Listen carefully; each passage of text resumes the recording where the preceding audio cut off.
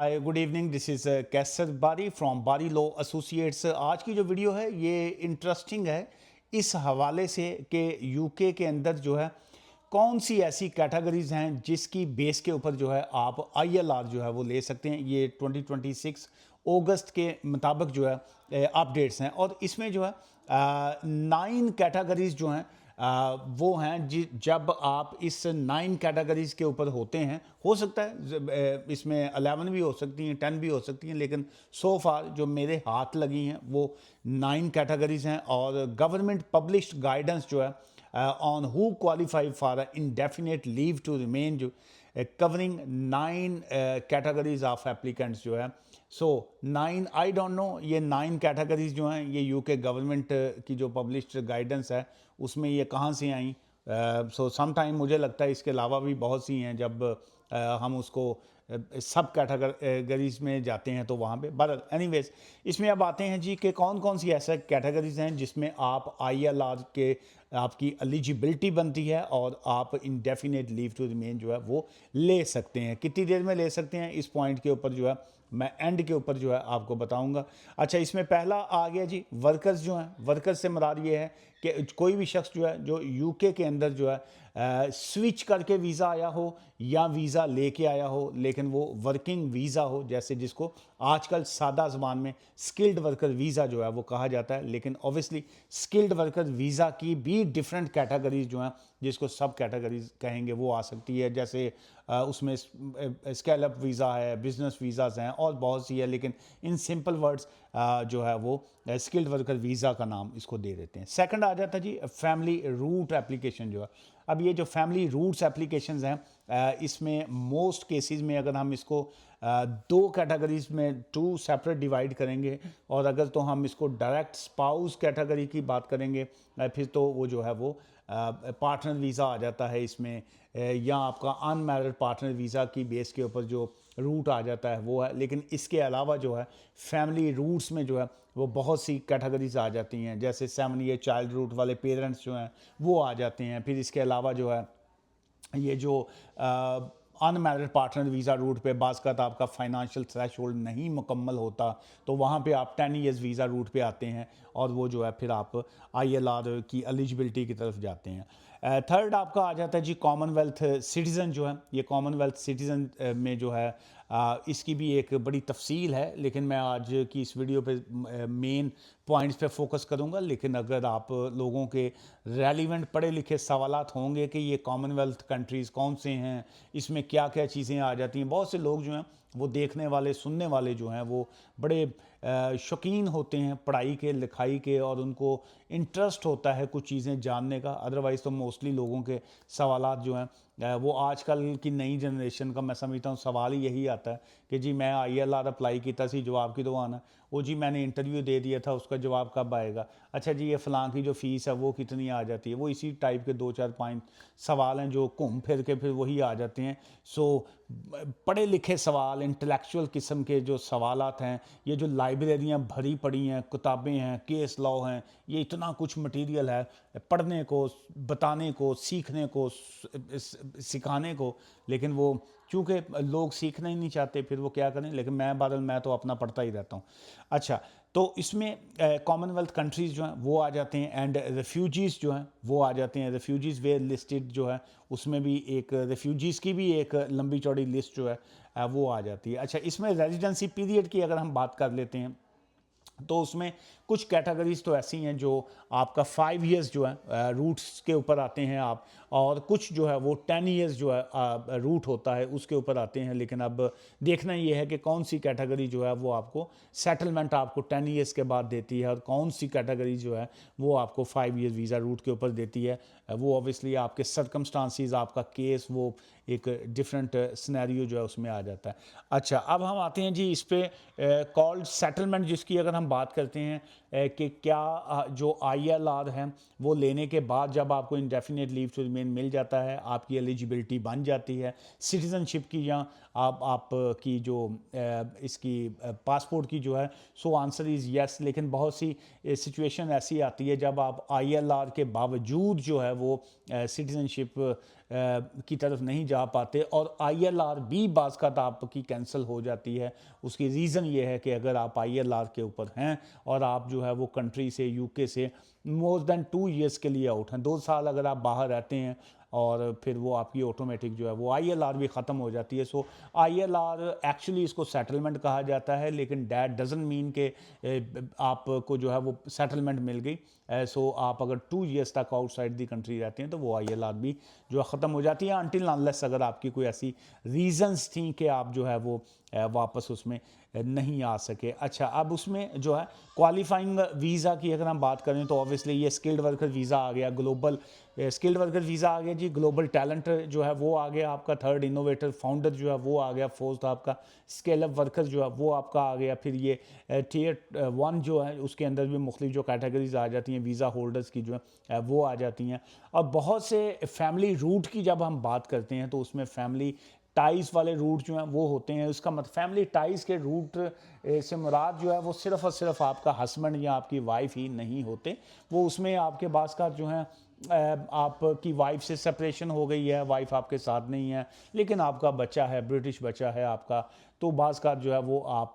बच्चों की बेस के ऊपर जो पेरेंटल रूट है उसके ऊपर भी आप अपना वीज़ा लेते हैं, और जो वीज़ा वो ग्रांट होता है उसके बाद आप 10 ईयर्स के बाद जो है वो आपकी एलिजिबिलिटी जो है क्वालिफाई करते हैं आप ILR के लिए। बाज़ का आप अपने पेरेंट्स की बेस के ऊपर वीज़ा ले रहे होते हैं, बाज़ का अपनी माँ की, बाप की बेस के ऊपर है। और ये इसमें हम EU सेटलमेंट वालों की बात नहीं कर रहे हैं, हम इंग्लिश लॉ की ही बात कर रहे हैं, चूँकि वो EU सेटलमेंट या प्री सेटलमेंट जो है वो एक डिफरेंट रूट्स जो हैं वो आ जाते हैं। अच्छा, अब इसी में जो है फैमिली रूट्स की अगर हम बात करते हैं तो इसमें पार्टनर भी ऑब्वियसली आ गया, आपका जो पेरेंट्स हैं वो भी आ गया, पेरेंट्स चाइल्ड जो हैं बच्चे जो हैं वो आ जाते हैं,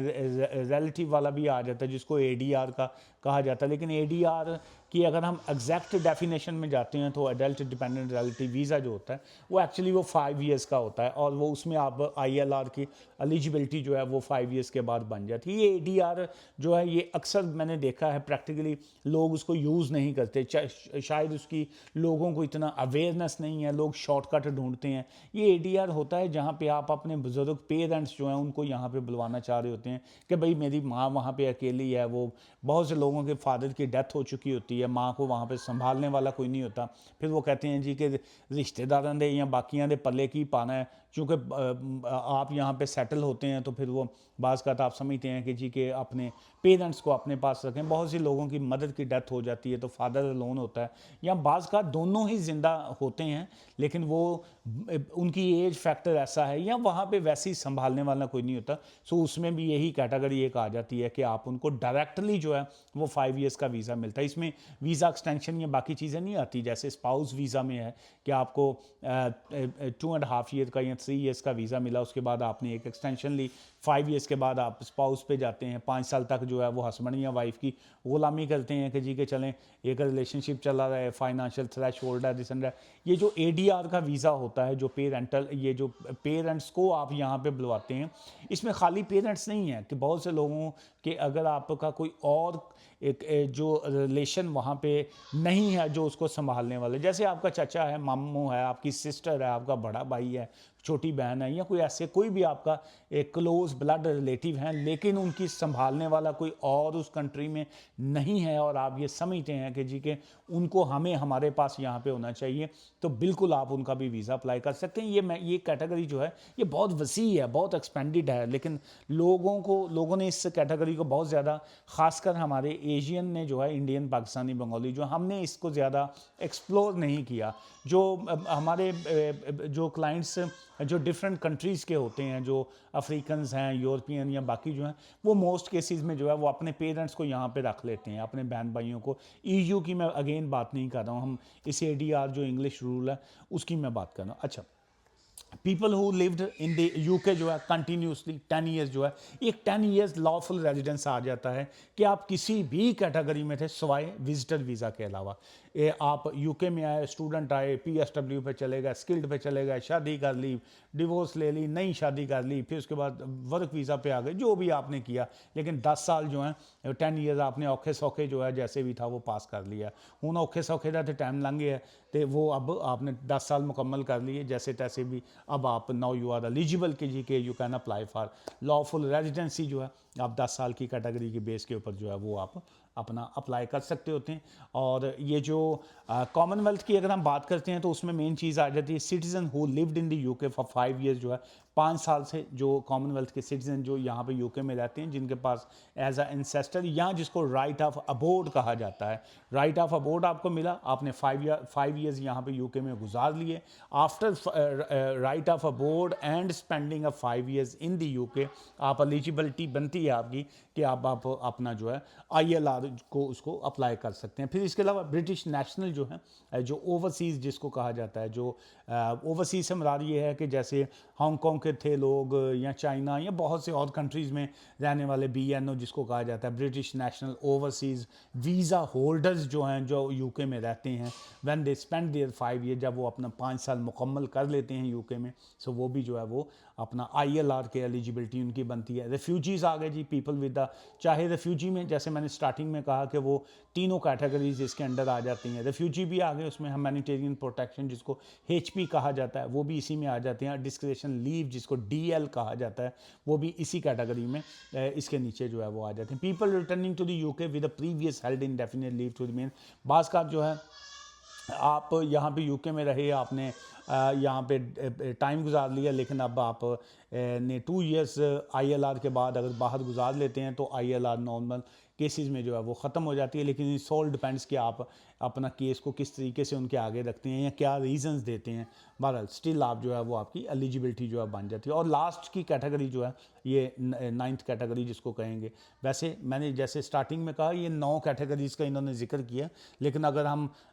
इसी टाइटल को कोई यूज़ करना चाहे, या मैंने देखा है अक्सर लोग जो है वीडियोज़ बनाते वक्त पता नहीं क्या क्या लिख देते हैं। अब इसमें जैसे मैंने ये जो रेफ्यूजी वाला था उसको A कैटेगरी इस्तेमाल किया, लेकिन उसमें एक्चुअली सब कैटेगरीज में 3 आ जाती हैं। लास्ट की आ जाती है जी स्टेटलेस पर्सन जो है, जो स्टेटलेस जिसके पास कोई स्टेट नहीं होती, वो जब यूके में जो है रहते हैं और वो भी जो है उनकी भी एलिजिबिलिटी बनती है। स्टेटलेस वाला रूल जो है वो भी आपको अलाउ करता है कि आप इस पे अपने ILR के ऊपर जो है वो जा सकते हैं जी। ये थी जी आज की वीडियो ILR के हवाले से कि कौन सी वीज़ाज़ ऐसे हैं जिसके ऊपर आप ILR जो है वो ले सकते होते हैं। जैसे अक्सर लोगों का बहुत से सवाल आते हैं कि जी के सेटलमेंट यूके में कैसे ली जाती है, मैं तो उस पर आया था, स्टूडेंट वीज़ा पे आया था, तो क्या मैं उस पर मैं जा सकता हूँ सेटलमेंट के ऊपर, या मैं विजिटर वीज़ा पे आया मैं सेटलमेंट पे जा सकता हूँ। सो टेक्निकली तौर पे वो आप नहीं जा सकते होते, डायरेक्ट स्पीकिंग अगर हम उसको कहें, लेकिन वही कैटेगरी जब आपकी चेंज हो जाती है तो आप ILR के एलिजिबिलिटी बन जाती है। कैटेगरी कैसे चेंज होती है वो हर बंदे के सर्कमस्टांसिस होते हैं। एक विजिटर आया, विजिटर ने आके यहाँ पे असाइलम अगर क्लेम कर लिया, उसको रिफ्यूजी स्टेटस मिल गया। अब अगर हम डायरेक्ट कहें कि एक विजिटर वीज़ा पे यूके आया, उसने 10 साल यहाँ पे रह लिए, क्या वो एलिजिबल है? द आंसर इज़ नो, वो बिल्कुल नहीं है। एक विजिटर आया, उसने असाइलम क्लेम किया, उसको रिफ्यूजी स्टेटस मिल गया, 5 साल बाद वो सेटलमेंट ले रहा है, क्या वो एलिजिबल है? यस, वो एलिजिबल है। सेम ऐसे ही एक ओवरस्टेयर है,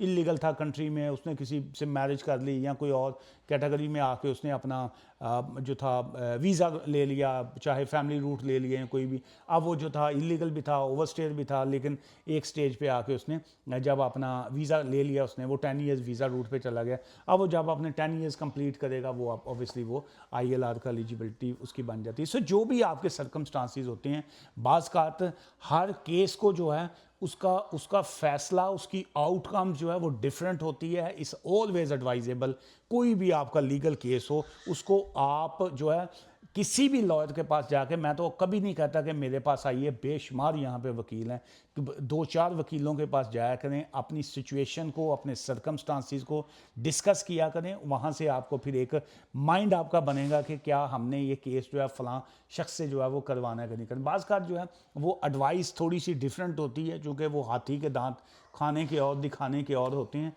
बाज़ का जो आप एडवाइस, मैं अगर अपनी बात करूं, मैं अगर किसी को फ़ोन पे या फेस टू फेस एडवाइस दे रहा हूँ, मैं टू दी पॉइंट चलूँ, उसको जो लॉ है, रूल्स हैं, मैं वही बात करूँ। लेकिन जिस वक्त मैं उस केस के ऊपर काम करूँगा, मेरा पूरे का पूरा स्टाइल, माइंड, हर चीज़ ही चेंज हो जाए, क्योंकि मैं तो घुसूँगा उसके अंदर जो है, मैं तो उसमें से देखूँगा कि कहाँ पे मेरा क्लाइंट का बेस्ट इंटरेस्ट है, तो वो देखूँगा। लेकिन जब मैं रूल को बताऊंगा तो मैं रूल तो यही बताऊंगा जो स्ट्रेट फॉरवर्ड है। जब आप रूल सुनते हैं तो बास का जो है वहाँ पे आपको पॉजिटिविटी कुछ दिखाई नहीं देती, लगता नहीं है कि ये कोई वे निकलेगा। लेकिन जिस वक्त केस पे काम किया जाता है और उस वक्त जो है क्लाइंट का बेस्ट इंटरेस्ट जो है वो एक वकील का देखना, वकील की, लॉयर की रिस्पॉन्सिबिलिटी में आ जाता है। आज की इस वीडियो से मुझे इजाज़त दीजिएगा, दुआ में याद रखिएगा। Take care, bye for now.